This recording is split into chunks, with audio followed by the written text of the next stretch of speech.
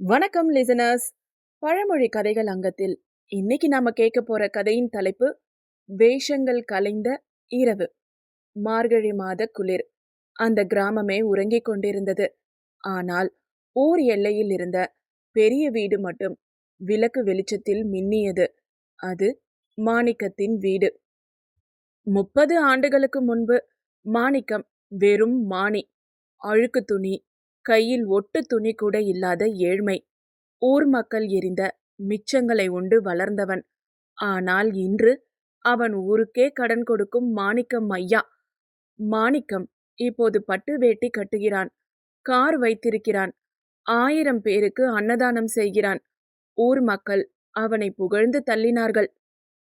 அகத்தி மரம் போல இவன் அள்ளி கொடுக்கிறான், பழைய மாணி மாறிவிட்டான் என்று ஊரே பேசியது.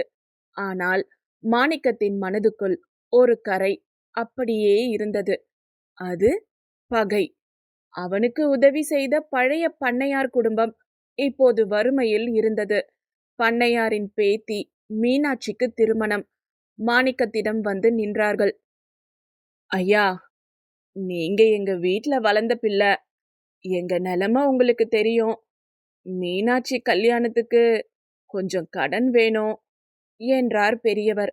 மாணிக்கத்தின் முகத்தில் ஒரு குரூரமான சிரிப்பு வந்தது. அவன் 1000 பேருக்கு சோறு போட்டிருக்கலாம், ஊருக்கு கோயில் கட்டியிருக்கலாம்.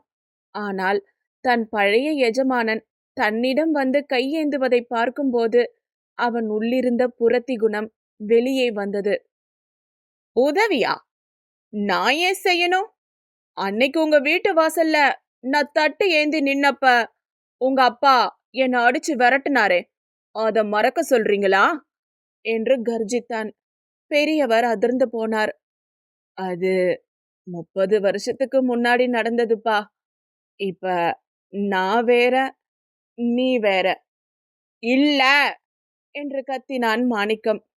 நான் எவ்வளோ பணம் சம்பாதிச்சாலும் அன்னைக்கு நீங்க என்ன துப்புன அந்த எச்சல என்னால மறக்க முடியல. இப்போ உங்க பேத்தி கல்யாணம் நிக்கட்டும், நீங்க தெருவுல நில்லுங்க. அத பார்க்கத்தான் நான் இத்தனை வருஷமா காத்துக்கிட்டு இருக்கேன். வெளியே அவன் போட்டிருந்த தர்மவான் வேஷம் கலைந்தது. பட்டு வேட்டிக்கும் சொகுசு காருக்கும் பின்னால் ஒளிந்திருந்த வஞ்சகம் வெளியே தெரிந்தது. மறுநாள் ஊர் மக்கள் அவனை காண வந்தனர். மாணிக்கம் சிரித்துக்கொண்டே 1000 பேருக்கு அன்னதானம் செய்தான். ஆனால் அந்த பண்ணையார் குடும்பமோ ஊரை விட்டே வெளியேறியது.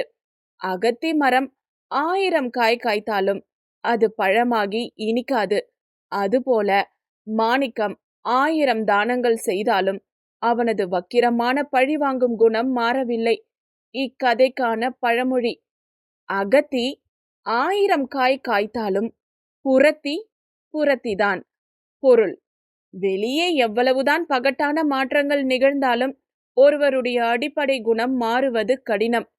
லிசனர்ஸ், நாளை புதியதோர் பழமொழி கதையுடன் உங்களை சந்திக்கிறேன். பழமொழி கதைகள் பிடித்திருந்தால் லைக், கமெண்ட், ஷேர்